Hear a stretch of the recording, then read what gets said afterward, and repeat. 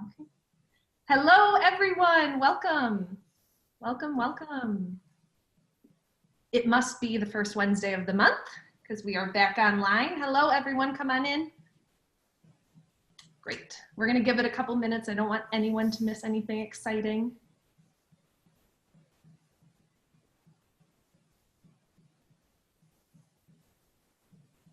Awesome. Filling up. Grab your water, grab your tea, get ready. We'll be together till the top of the hour. I promise I will not keep you past the top of the hour, but we do cover a few things at the end, so do stick around. Great.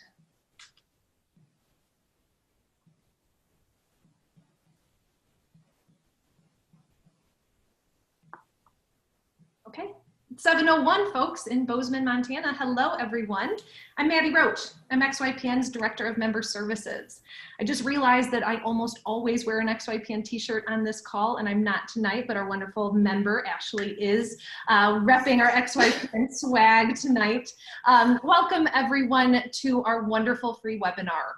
The first Wednesday of every month, we promise to bring you fresh perspective on some of the topics that you as non-XYPN members, likely non-firm owners yet, maybe not even fee only, a perspective on what it's like to actually do this. We at XYPN really pride ourselves on making sure transparency is top of mind with what we're like internally as a culture, but also what we provide our members and how we help them.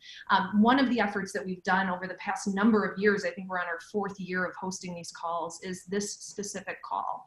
The format hasn't changed much. We have 2 awesome XYPN members on the line tonight. We've got a great topic, surviving your first year as a firm owner. This topic is certainly relevant to so many people. And we're going to be covering kind of the ins and outs of it. A lot of you have already submitted questions. Thank you for that. A lot of you will submit them as we talk. I invite those questions. You can just use the question and answer component beneath the Zoom call to submit some questions. Like I said, we're going to go till the top of the hour, but as usual, I have a couple housekeeping matters to cover. We're really, really interested in knowing if these calls are working. Obviously, it's a big ask. Ashley's out on the East Coast, so it's almost her bedtime. Definitely. This is an hour of our members' time, so we really, really want to make sure that you are getting value out of this and that you're finding the answers to the questions that you have. But also, if this is the reason that you end up jumping ship and coming into XYPN membership, let us know. On the application, we always ask whether there was someone or something that helped you make your decision. Let us know if it was Michael or Ashley's perspective. We really want to thank them for their hard work and their willingness to be transparent and open about their experiences. Obviously, next month is going to be November, if you can believe it. We're going to be talking about how to become a marketing master. So that's going to be a bit of a shift in conversation. That today is going to be all about how to get through the tough points of the first year. And next month, we're just going to tackle marketing. So stay tuned as we invite 2 really wonderful members to that call next month. And then, of course, obviously submit Q&As and get ready for a survey at the end of the call about whether or not this call was helpful for you. So without further ado, let's talk to the VIPs on the call tonight. Ashley, I'm going to start with you. Would you please introduce yourself, your firm, and tell us a little bit about yourself? Yeah, I'm Ashley Coake. I started my firm just over a year ago. It's Cultivate Financial Planning, and it's in Radford, Virginia, which those of you who may not be familiar with Virginia, it's the southwestern part, like not DC. So, yeah, so it's a rural community, and those are mostly the folks that I serve. We have 2 pretty large universities close by, and so that is most of my clients, but I do have clients all over the U.S. My niche is still being determined. But again, I serve a lot of local folks, and most of the people that I enjoy servicing the most are near retirement or at retirement. So. Awesome. Cool. Great niche. Michael, how about you? Tell us a bit about yourself and your firm. So my name is Michael Mustian, and my firm is about a year old, and actually a year and a couple of days. And so I am so excited about being on this call, because I remember being on a call with you, Maddie, about a year ago, and it made me, decide to join XYPN. So yeah. No Oh, cool. Yeah. Full So circle. I'm in the triad part of North Carolina, and I'm still also trying to determine my niche as well. Boom. And look at Michael and Ashley. You have survived the first year. So congratulations. Yeah. I hope to be able to host these calls with everyone that makes it through their first year. Ashley, going back to you, kind of what are some of the big stats of your firm? How many clients do you serve? Are they majority financial planning only, investment management? Tell us a bit about kind of the makeup of your firm. Yeah, so it's about 20 clients right now. And most of them are, well, I do a flat fee, so it really doesn't matter to me as far as assets under management and all that kind of stuff. But most of them do custody through TD with me. I have a few that don't have enough assets outside of their 401k or whatever that will work on that. But so most of them are financial planning and investment management all jumbled together. So yeah. Great. Congrats on 20 clients. That's ahead of the curve. Yeah. Michael, how about you? So I have about 18 clients. Some of them are investment only, mainly because of their legacy clients from when I was doing work previously.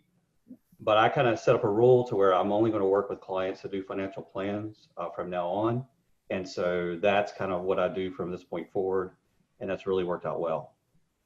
Awesome. Great. Congrats on that. And we'll talk about the transition of clients because a lot of people on this call, I can almost assure you, will be likely trying to transition some clients.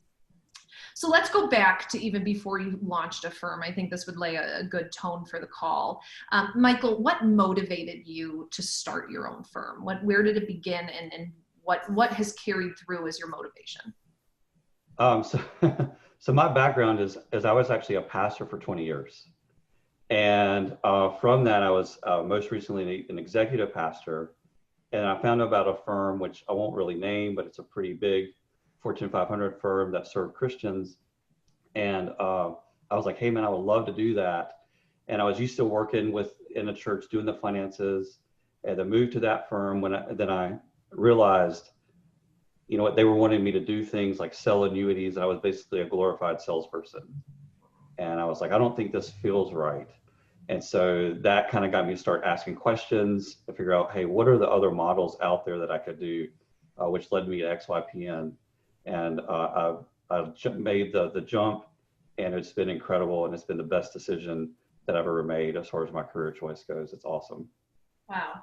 Awesome. Thanks for that. And Ashley, I saw on your website that you say it right away. You're motivated by seeing your clients do well. Isn't that true? Yeah, absolutely. Yeah, no, it's been kind of a journey along the way. I started out after college in banking and moved to the broker-dealer side of things. And then from there went to an RIA. And then from there, it just kind of worked out that, started my own firm and it's been great ever since. It's kind of been a progression though, through all the different areas of finance along the way. So, yeah. Did you always think, Ashley, that you would be an entrepreneur at some point? Never. Never crossed my mind. Until when?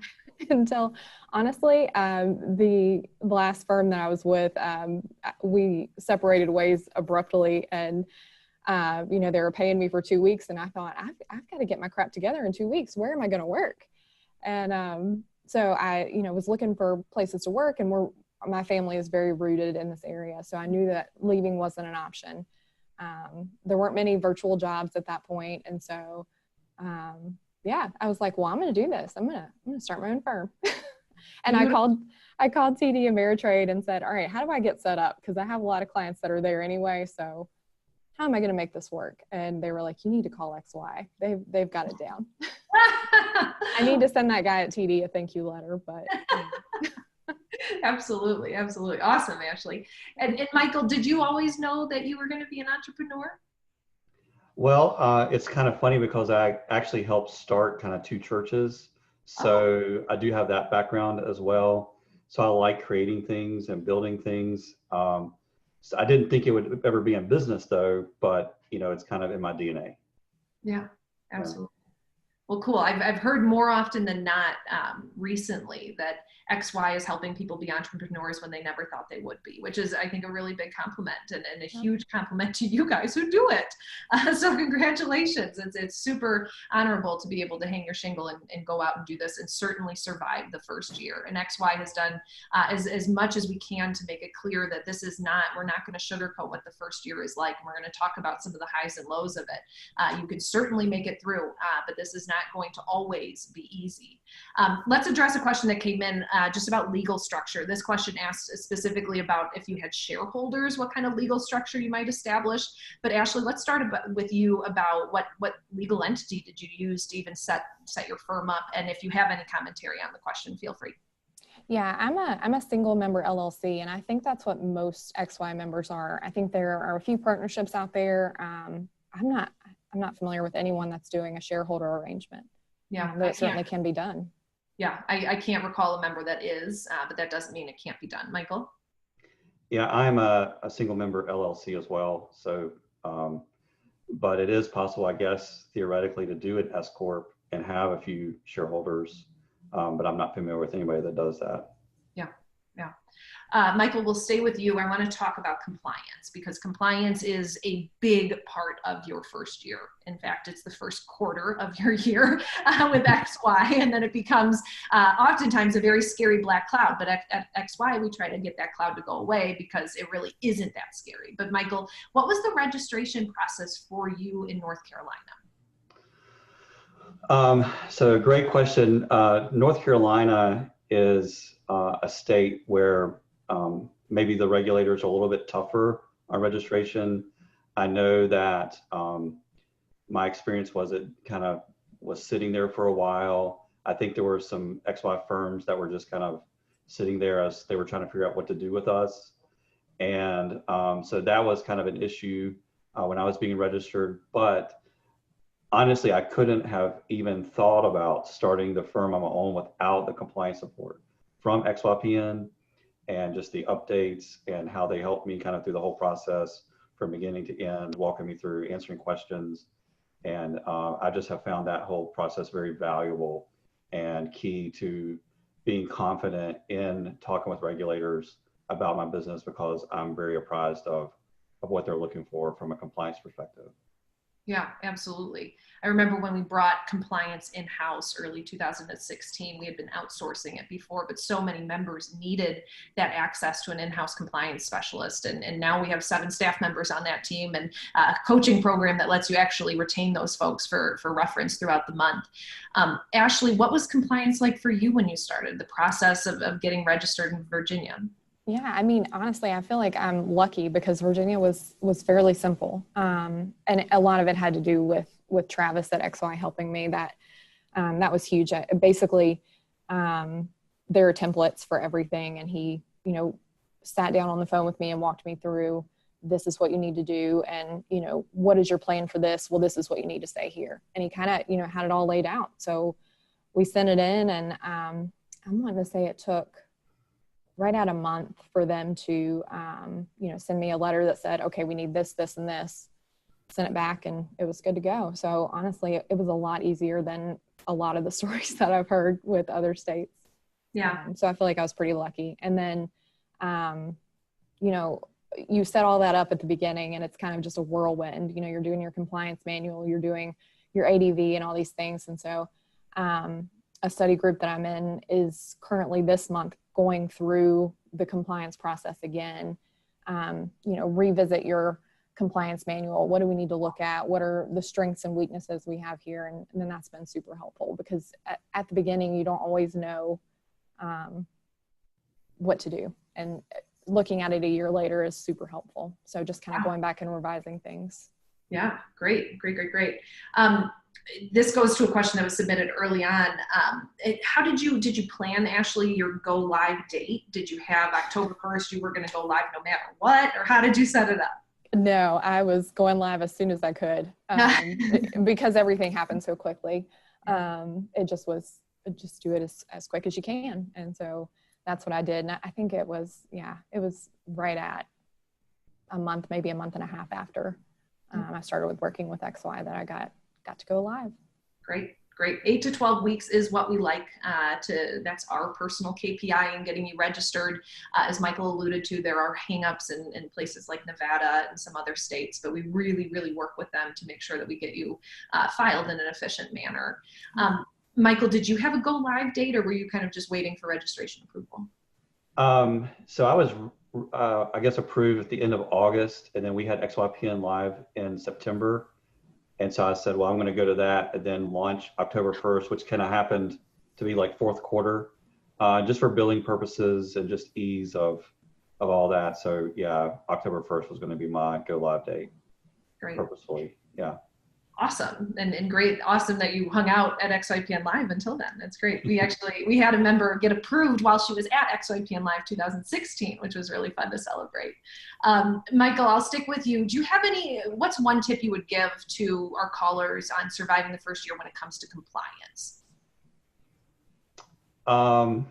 Don't be scared when thinking about compliance issues, scared of regulators. They do have a difficult job, and they're actually kind of trying to keep you, making sure you're doing what's best for clients and watching out for the bad guys. And so I would say, just don't be scared to talk to them, ask them questions. We had a conference here in North Carolina last week, and 3 of us XYPN members just spent 45 minutes asking questions with the regulator, trying to build a bridge. And I think anytime you can try to build a bridge with a regulator, it's just going to help you in the long run. Great advice.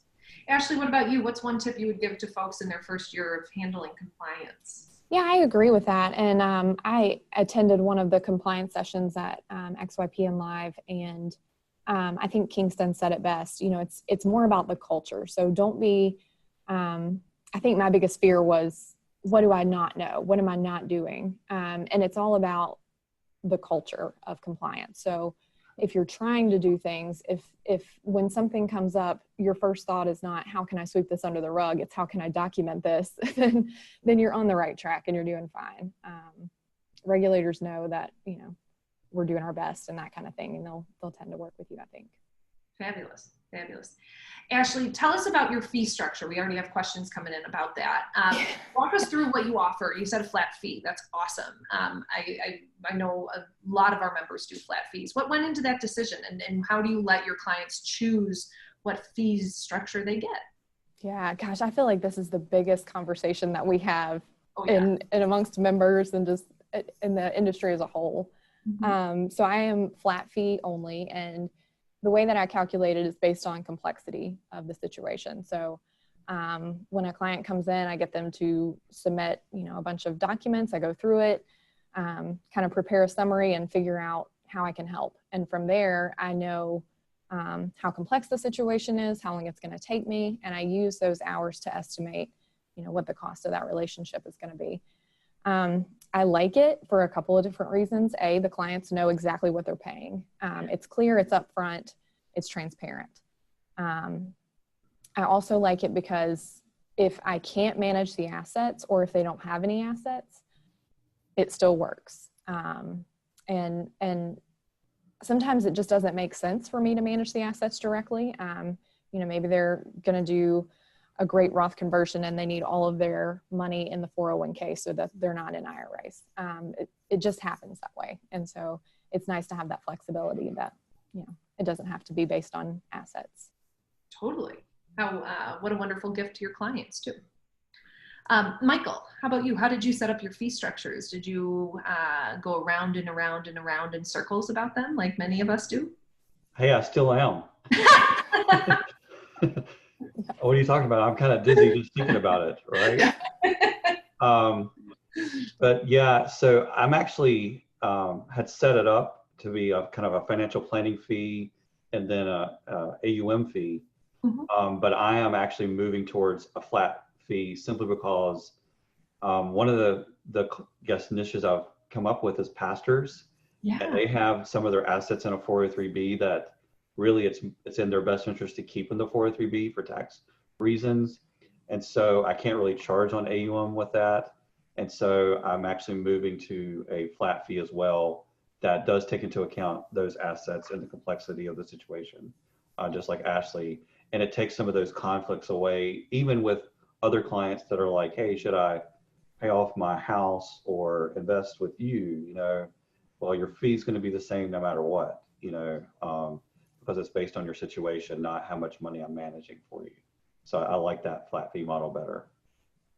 Awesome. Awesome. And what a cool way of pivoting your service offering for the people you're working with. Fee structures and niches are the two things that I used to joke really are the never-ending conversation. Like Ashley said, it's every year you're still defining your ideal client and defining the best way to build them. Someone asked, can you go more into detail about how you create your costs? Maybe this is to Ashley about kind of complexity. Yeah, that's a great question. So I have determined how long it takes me to do certain tasks. So if I'm doing tax planning for this particular situation, I'm estimating it's taking me this long. And then I'm basically saying that, you know, this is my hourly rate times this is how long it's going to take me. The clients never see that. I don't give an itemized list to the clients because they tend to pick and choose what they want to do. No, I don't want tax planning. Well, that's not an option. If we're going to do retirement planning, you're getting tax planning. I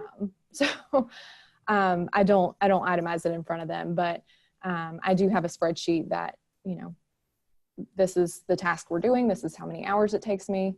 This is the cost for that. And then it all adds up. Totally. Michael, anything on that? Yeah, I'm still working to develop my fee complexity calculator, but it'll take into account like what assets you have. Are you a small business owner? Those kinds of things, which may take longer for me to put together. And so simpler clients would have a lower fee, or complex clients would have a higher fee. And I really like that because it allows people at any stage or complexity to have a financial planner at a price point that's really affordable to them. Yeah, totally. Michael, we'll stick with you. What's one tip for surviving the first year when it comes to fees? So I didn't charge enough, and that's what I think people will say. And so you're faced with, you know, paying the bills. I was fortunate enough to become profitable in like by April, so 6 months in. So not that I'm paying myself at that point, but the business isn't losing money. But I took on many clients that I probably should have charged twice what I charged them. And they love me. And now I get to figure out how to raise their fees to what I really should be making, you know? And so that's the joy of the second year. That'll be a different webinar, right? But you need to really charge for your time and just start off with that. And don't have a scarcity mindset. Work with people who really want to work with you. And if they find it valuable, they'll pay your fee. So that's kind of the big lesson I learned. Love it. Ashley, how about you? What's a tip? That's totally true. I think a huge majority of us start out too low and then increase it as we go. And it's just a confidence thing, I think.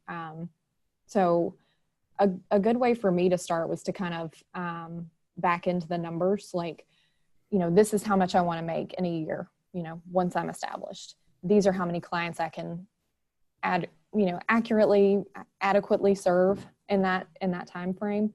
And so how much on average do I need to charge that client? And then what does that client look like, and kind of back into the fee. And that kind of helped. But I think that's one of the things that we're always changing. So just be prepared to go with the flow on that one. Yeah, totally. Okay, so let's talk about how you even get clients to talk about your fees with. Michael, let's go back to when you first were launched. You mentioned that you transitioned clients. So tell us about that and what that process was like for you. So I had a boatload of clients. Some were mine, some were the clients the firm gave to me.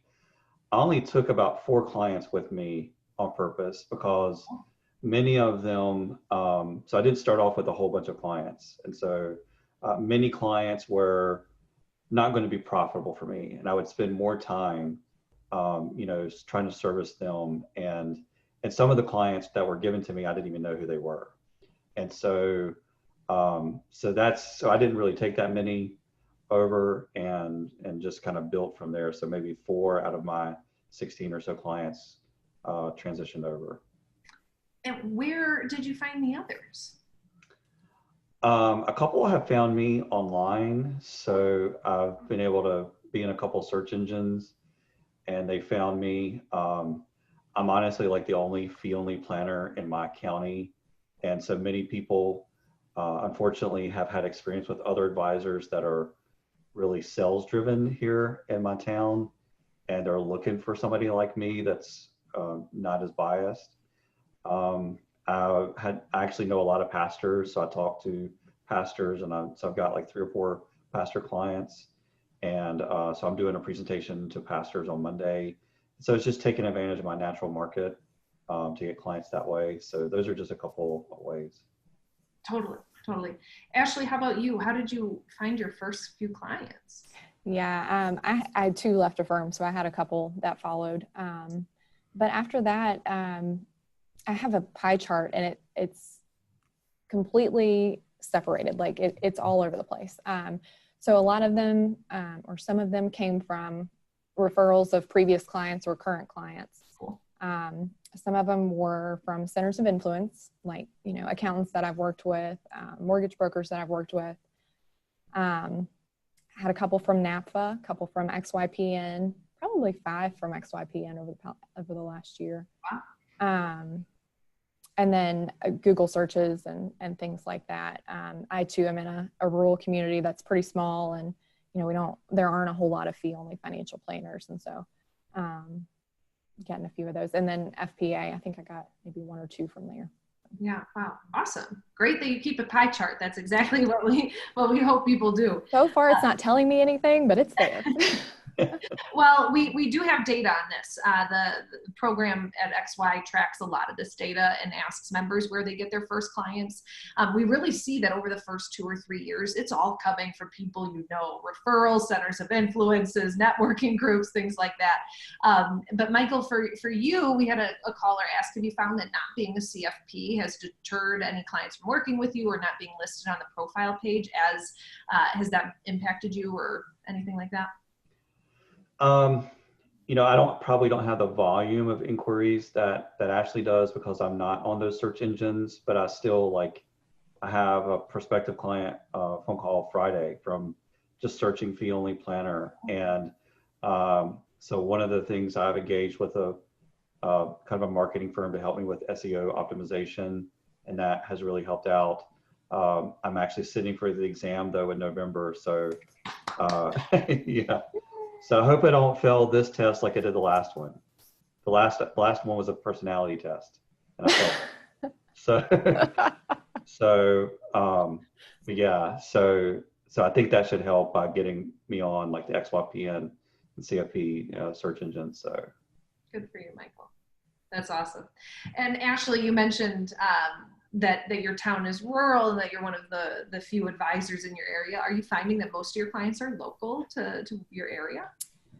I was trying to think of a percentage of that earlier. I think if I had to guess, probably 60% are local, 40% are not. So not terrible. Michael, how about you? That sounds familiar. I mean, that sounds about right for me as well. And so I use a lot of I use Zoom software to do virtual meetings with a lot of my clients, even if they're just like one town over. They don't want to drive, you know, to me, and we'll just meet virtually. Yeah, totally. It's a lot easier than finding parking. Yes. Okay, so let's talk about your marketing plan in the first year. We've got a lot of questions about this. I definitely want to get into the nuts and bolts of how you afforded this decision. But let's talk marketing. Ashley, did you have a marketing plan going into this? And if so, how has it changed over the first year? No, the plan was there was no plan. So it's evolved. I have a website. I feel like that's part of the marketing plan, right? You have a great website. No, so it's kind of just been one of those things that was not my comfort zone coming into this. And so I've learned a lot from other people and from marketing professionals and all sorts of stuff. And so it's kind of transformed into trying to blog, trying to do social media, which again is not my comfort zone. So it's growing, but I don't know where it's going at this point. Yeah. Michael, how about you? Yeah, I honestly didn't spend any marketing dollars for like the first 6 or 8 months, just because I wanted to get my feet under me and just really get Yes. settled and build that foundation. And then I would just encourage people not to throw a lot of money at marketing until you figured out who you're trying to reach, really get in their head. And I think now it's kind of like I've kind of determined some of those, target clients that I want. And it's only now that I'm like, okay, I'm going to start really investing some dollars into Mm. marketing at this point. So, Oh, that's a great point. Really good point. Really, really good point. I've seen it happen where folks are a year in and want to change their name of who they're serving. The full name change, rebrand happen. So very intentional of you, Michael, to go about it that way. Did either of you have side hustles, Ashley? How did you afford this? Yeah, I totally did. I had an emergency fund, so I was not completely destitute. Also, my husband worked, so Okay. we were fine. But the planner in me totally freaked out because I felt like I didn't have a plan. So I actually slung packages at FedEx from like 4:30 a.m. to 8:30 a.m. every morning. Took a shower and came to work. Yeah, Good it was for awesome. you. It was awesome. Got a workout, got paid. It was wonderful. How long did you do that during your first year? So I think I did it for, I think it's 6 months. Yeah. Beautiful. Yeah. Awesome. Thanks for sharing that. Sure. Michael, how about you? so I'm also married, and my wife, she worked, so I didn't have to have a side hustle, and we had sufficient savings to be able to make it until now, and beyond. So I feel very fortunate to have the stability, to be able to launch this. It's so important, I think, because as I'm talking with clients, if I feel like this urgency to really like make a sale or try to get them as a client, the clients can sense that. And if you're financially stable, that just helps you not have the pressure to, oh my goodness, I really need this client for the money. And so that's something I would encourage people to do, is make sure you have your personal finances in order before you start the firm, because that relieves a whole lot of pressure. Really good tips for the first year, Ashley and Michael. Thank you for that. So there had to have been a time where a client didn't bite, and you or a prospective client. The pressure's on. It's your first year. You've got your side hustles. Your marketing plan isn't necessarily in place, but you're having a conversation with a prospective client, and at some point someone must have pushed back or just said not interested. How did you handle that, Ashley? Kind of that rejection, that feeling of, oh, I may not be doing it. Yeah, no, that first one stings. I'm gonna tell you, it was tough. Yeah, But when I look back at it, it really just wasn't a good fit anyway. And so it's best that it worked out that way. So I think just kind of going into that with, if it makes sense, it's going to work out. If they see the value and you're, putting the value in there, then it's going to be fine. If not, it probably just wasn't a good fit. They weren't ready. They didn't see the value, or, personally you didn't connect. There's a million different reasons why. Do you track your close? Do you track your close rate, Ashley? Yeah.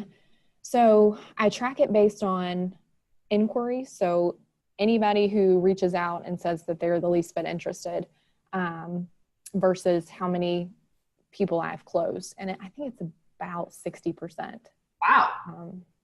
So Great. roughly. Yeah. Cool. Michael, tell us about your first rejection. So my first rejection was actually a client that I thought I could bring over, and they decided not to. So I'm like, how could you not do that? You can't say no to Michael Mustian. And then I cried, and it's like, it's fine. Like it wasn't fine at the time because you're getting started and you're like, hey, I can count on this person to start. And no, you can't. So you can be surprised at who says yes or no. But at the end, what you want to do is just really feel a person out to say, is this going to be a good fit? And you're interviewing them as much as they are interviewing you. And that's what I would just keep saying. And honestly, the worst thing you could do is have a client sign on that becomes a nightmare client.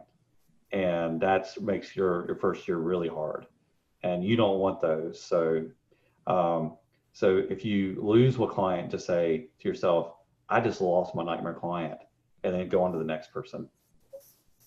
Yeah. Yep. Totally. I've talked with a number of members who have to fire some clients, and that is not an easy conversation. No. I liked this question that just came in from a caller. Have either of you faced a question from prospects and clients about your contingency plan? I'm concerned if I make the jump, it might be an issue because I'd lose my bench. Michael. You know, I haven't had a question yet about that. So, you know, I haven't really had to face that. I've thought about that, and I'm actually in the process of searching for someone to have, you know, my business continue. But otherwise, I'll probably settle that in the next year or so. But no, I haven't faced a question. Yeah, absolutely. Ashley, how about you? Yeah, I actually just talked to a reporter about that this week. He was writing a story on, you know, when is a solo advisor better than a big firm? And that was his biggest question was, you know, what about your contingency plan? And I did. One of the clients that came over asked me, you know, what if you get hit by a bus? What happens to my money? And so there's a conversation that happens about, I don't physically have anything to do with your money here. It's not within me. This is not a Bernie Madoff thing. It's at TD. It's safe. It will be there. You call them, you get your money. It's fine. But as far as making sure that they're taken care of, I think it is important, you know, doing the right thing for clients to make sure that at least somebody helps them find a new advisor. And so I have a friend who is a financial planner, and, you know, if I do get hit by a bus, it's his job he's welcome to take over the business because my husband doesn't want it. Or he can, you know, call each of my clients and, you know, help them find someone who's going to take great care of them. Yeah, great. I think finding that right succession plan comes with knowing enough people in your space and know who really has that bedside manner that is needed when that kind of tragedy happens with an advisor. So worst case scenario, but you certainly definitely want to have a plan for that. Nuts and bolts question. Michael, how many hours per week are you working on building your business? Probably like 40 or 45. Cool. So that's it. Yeah. Ashley, how about you? Building or actually working? Good question. Maybe both. Okay. I have, when I started this, made a commitment to myself and my family that I was only going to work 40 hours, not working anymore. And I think that's a hard thing to do as a solo advisor, knowing that you have to leave the office, that you can't stay here all night. So that's total hours. That's all I'm doing. Building it. So marketing, I'm considering all those things. Maybe 5 hours a week, most. Probably not that much though. Most of my time is spent client facing or on client projects. Yeah, absolutely. What have you found to be the best marketing tool that you have, Ashley, right now? That's a good question. You feel like has been the best resource that's most productive in getting you qualified leads, as that caller asked? Yeah, the best clients I get are from referrals of clients that I've worked with, because they send people who are just like them. And they tend to be the people that I want to work with. Yeah. So that's been the best lead source. Totally. And that's where the niche comes in. You know, right. Michael knows pastors who also know pastors. What would you say, Michael, has been your best promotional resource or marketing resource this year? Well, I would say besides, you know, working with pastors, I also work with the Small Business Technology Development Center for North Carolina. So I have a marketing and business coach through them. And we did last fall, we kind of did just testing some like Facebook advertising and all, which came back really positive results and without really putting any dollars behind it. Wow. So now we just been focusing on, you know, clarifying the audience, looking at what to do, or we're going to be launching right after I get my CFP, like some advertising using the data we came up with from last fall. So I'm really excited about that. Yeah, absolutely. Awesome. Are either of you open to sharing revenue numbers? We have a caller asking about revenue numbers in the first year. Ashley, feel free. I don't think I'll share revenue numbers, but I'm happy to share budget numbers because I think that's a great question. Yeah, how much you spend? That would be something that I would ask. I think when I got started, my budget for the first year was $10,000, and I think that I could have stuck to that.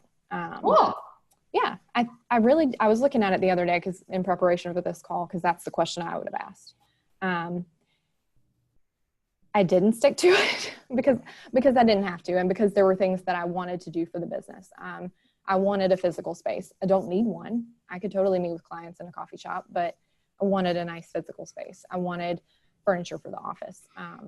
I wanted a couple different pieces of software that I'd used before that I was really comfortable with. And so I splurged on those a little bit, didn't have to.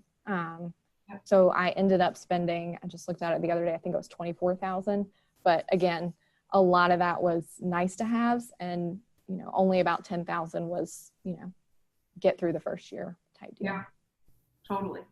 Michael, how about you? What went into the startup costs for you? So I honestly put about 25 grand into the business. I didn't have to do that. And I would actually say there are a lot of things that I thought I had to have the first year that I didn't have to have. Like what? Like I don't have to have all the software. I spent too much money on software. Yes. Interesting. And so you don't have to have all the software. I would say any money that you want to spend, you think you need to spend on software, spend on yourself to get yourself better trained, which gives you more confidence in front of clients. And that makes you a better at really closing clients and helping them get on board with you because you're just more confident. And so, so I've actually canceled just a lot of software because at XYPN, we get all these discounts for all these software providers. And you're like, man, but it's a discount and it's great, but it's really not. And it actually clutters your business and it makes your processes less simple. I didn't start off with an office space. I just moved into an office space in August. So there are a lot of things like that you really don't have to have. And I probably could have kept it to around $10,000 or $15,000 as well. And that's with the business paying my health insurance. So wow. It was about $6,000. So yeah. Yeah, no, that's a great point about the technology. If you use XYPN to go through, use their technology for 6 months. And if you need something different, then go for it. And that's what I did. I used it. Most of it I still use. There were a couple pieces that I, again, had previous connections with and really loved it and just, couldn't get the hang of something else. And so, again, once revenue was covering things, I went with it. But you don't need to. There's plenty out there that's free. And yeah, I was just going to say, that's the other thing. I didn't move into an office until I knew I had the revenue to cover it. Yep. And so just, those are things, don't try to go into debt to build your business, be smart about it. Totally. Oh, I love the intention that both of you are bringing to this. It really is, it's hard to convey to non-members the kind of intentionality that really will pay off long-term with this. And your perspective on the costs is really incredible. Did either of you have mentors through this process? Did you know people in the industry who were doing this before you, Michael? So no, not really, because my mentors were mostly sales-oriented mentors. But through the CFP board, I actually have found like 2 mentors that I have. Great. And so actually I have 3 CFP mentors now. And I find it very valuable because they all have 3 different business models. Totally. And I learned something from each of them. And I'm very fortunate that they meet with me about once a quarter. And so I'm actually meeting with them once a month, a different one. And I just learned so much. And they have helped me because I'll have this crazy idea. And they're like, no, that doesn't work in the real world, Michael. Come on, and they talk me down from doing something stupid. And so I really appreciate that. Great. That's awesome. And Ashley, did you have a mentor through this? I'm kind of jealous I didn't. Maybe I need to take my CFP exam again. I didn't have one. So that's a fun experience though. No. The CFP does have a mentorship program, Michael. I was I'm glad to hear that you found one as well, but I'm well aware of their WIN initiative. The Women's Initiative does mentorship there too. And internally at XY, a lot of mentorship kind of happens organically. So the more you put into relationships with the community, the more you get out of it. Instead of talking about cost regrets, let's talk about cost must-haves. Michael, I loved your tip about investing in yourself professionally to get the confidence you need to be able to execute sales at a better rate. That's a really, really good point, and I will remind folks of that. What's the one thing you spent money on that you just wouldn't have, you couldn't have done it without it? So I did not have my CFP education or anything prior to this year. So I spent like about $6,000 or $7,000 to get my CFP education. So that's the no-brainer thing to do. Get it your first year. My business is as small as it's ever going to be. I'm going to have more time now than I'll ever have. Now's the time to do it. Totally. Great advice. Ashley, how about you? Gosh, that's a tough one. I mean, I think the best money I spent was on the compliance help, to be honest, and the expediting of the compliance help. So that, yeah, that's trying Great. to think anything that I was just, yeah. Some members would say therapy, so who knows? I should have. Yeah. Awesome. We have a caller wondering what your favorite softwares are. What's the software, Michael, that you couldn't live without in your first year? It's really fun. I use eMoney, but it has a hefty price tag, and that's one of the things I'm reevaluating at this point, because I had used eMoney in the past and I don't think I gave Right Capital, which is a software provided by XYPN. I'm not sure I gave it a fair shot, and then it's actually done a lot of improvements over the last year, so I'm re-examining that. But I still love eMoney, but I'm not sure if I'll keep it or give it back. So yeah, cool. And Ashley, what's the tech that you couldn't live without? Yeah, the one that I splurged on that I obviously couldn't live without was Morningstar. That has the research, that has the billing, the performance, TRX, which is the rebalancing software, and then it also includes Redtail, which is the CRM I use. So that was the one. Love it. Michael, did you or are you participating in any accountability groups or community events that support you mentally and kind of structurally through building your business? Yeah, so as part of being a member of XYPN, we're in a mastermind group together. There's 5 of us in the group, and we actually meet every other Friday and just talk about what our firms are like. And we're all very different firms, and but those guys are like my support network. In fact, they're slacking me while we're on the call right now, So because stuff will happen and it's like, hey, I can just do Slack, or they have a question, or I can answer, I can help them, or they can help me. It's without that, it would be very, very lonely, I'll be honest. And that is just very huge. The community of XY has been huge difference maker for me with my firm. Great to hear. Ashley, how about you? I absolutely second that. If it hadn't been for this community, I don't think that I would have survived the first year. Just because it's lonely, like it is. Like I'm in an office by myself and it stinks. I leave the door open in this building that I'm in so I can see people walk by. And not to sound like depressing, but it is. I mean, when you're used to working with a company where you just walk next door and say, hey, how was your weekend? Or what do you think about this thing that I'm working on for this client? Like, what are your opinions? Am I thinking through it right?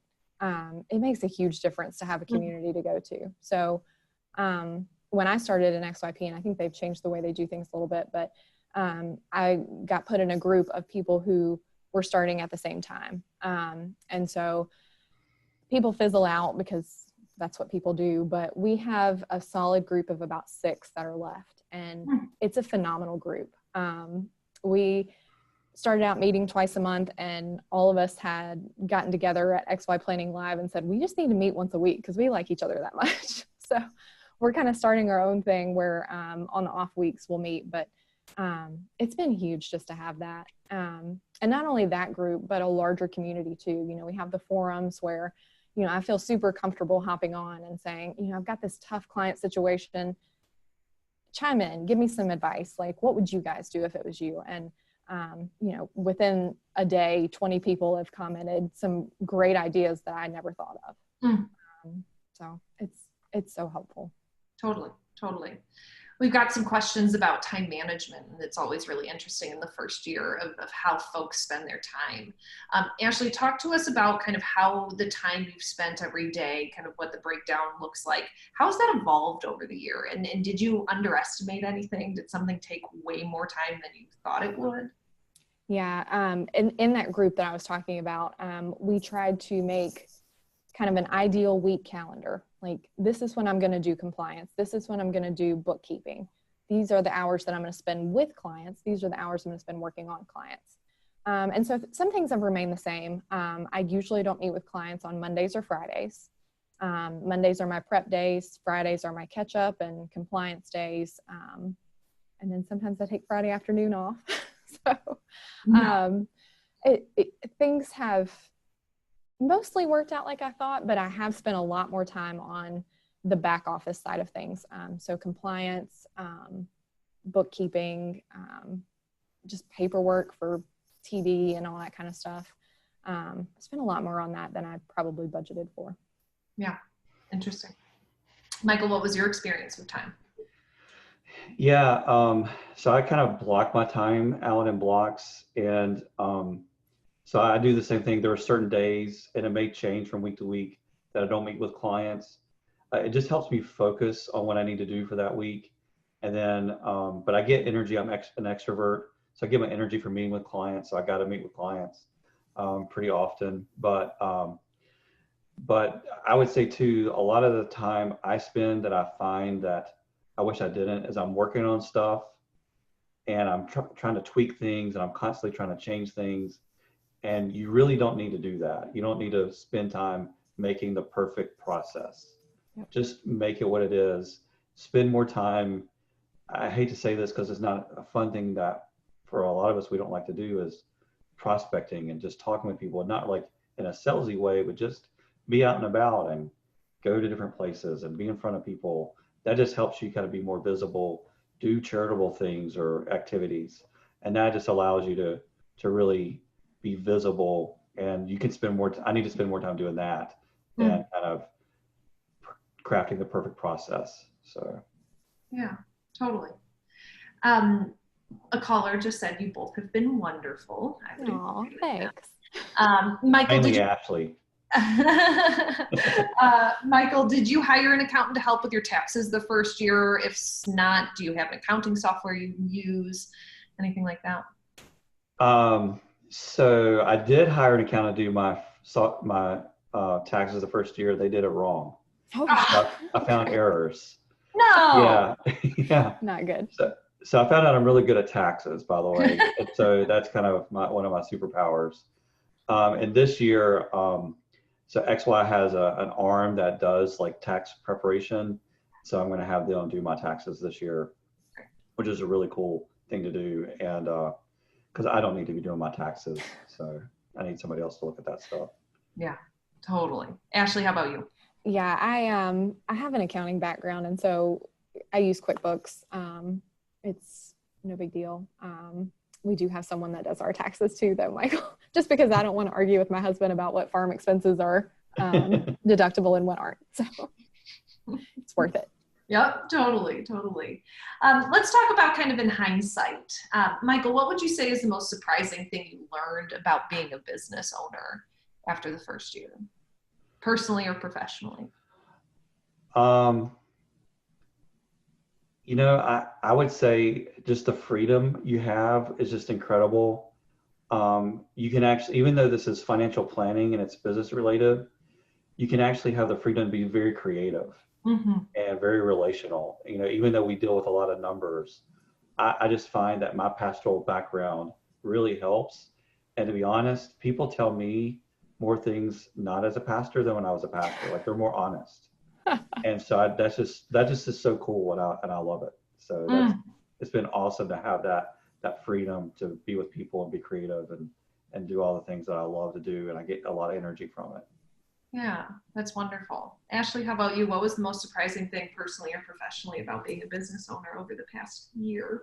Yeah, for me, I guess I never appreciated when I had worked for people before. It just feels like it's all on you, and that's a good thing and a scary thing all at the same time. But it's empowering. So you're kind of in charge of whether this boat sinks or it sails, and so yeah, it's cool. It's cool to think about that. Totally, totally. I do see a caller dropped in and wanted to clarify that the 10K that you guys said you spent, it was over the course of the year, right? Yes, definitely. Yeah, Awesome. that would be a budget for a year. Yeah. And Michael, what would you do differently in hindsight if you could? I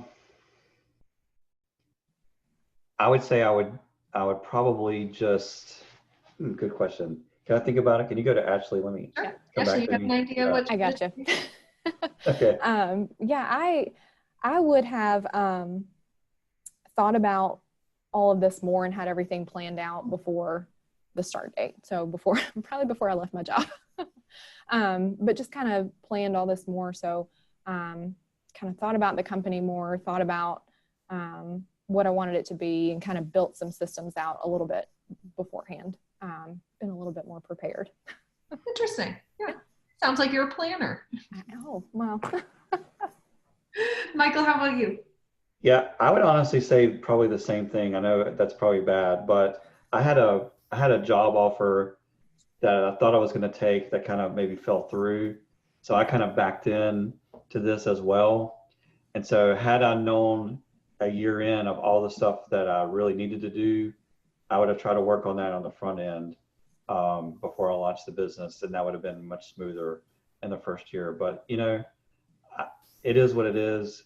Your first year is not going to be what you think it is, no matter what you think it is. And so just be kind to yourself. It's a learning experience. Enjoy the ride. Just enjoy the time. There's going to be ups and there's going to be downs. It's a roller coaster, but it's okay. Like it's fine. You're going to come out on the other end knowing a whole lot more about yourself and being in a better position. So just enjoy it. And it'll always be your first year in business. You'll always remember it. Well, folks, we're approaching the end of the hour. I still have one more question for both our callers. I'm so sorry, all of you callers who have submitted questions that we didn't get to. I did tell the members today that this hour flies by. It did. Really does. Again, we want to know if Ashley and Michael persuaded you, convinced you, motivated you, inspired you to begin this journey, or for those of you who have already begun to join our community and tap into some of the incredible resources and talent that we have within our network. Please let us know that on your application. We really ask it right there. If there was anyone or anything that helped to get you into the network, let us know. We want to thank Ashley and Michael.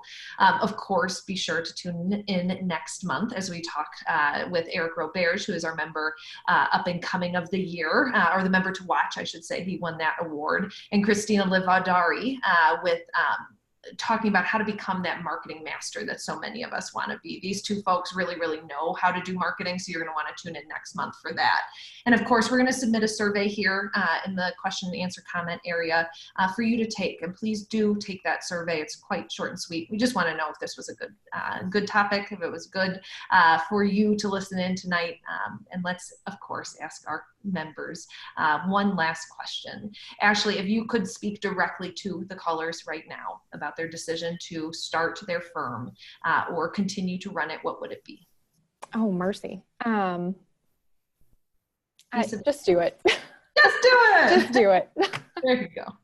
You can't, once you jump, you jump. How about you, Mike? I would say, especially if you're working in a firm where, like I did, where my values weren't aligned with the firm and you're not able to do what's in the best interest of the clients all the time, there are people out there that need you. And they need you to start your own firm. And the only way you can help them the way like I knew that I could help my clients much better than I could with a big firm. And you can too. And so there are people there that need you and they're waiting on you to start. So, sign up tomorrow. Oh, that's good. Can I change my answer? Ashley just said that too.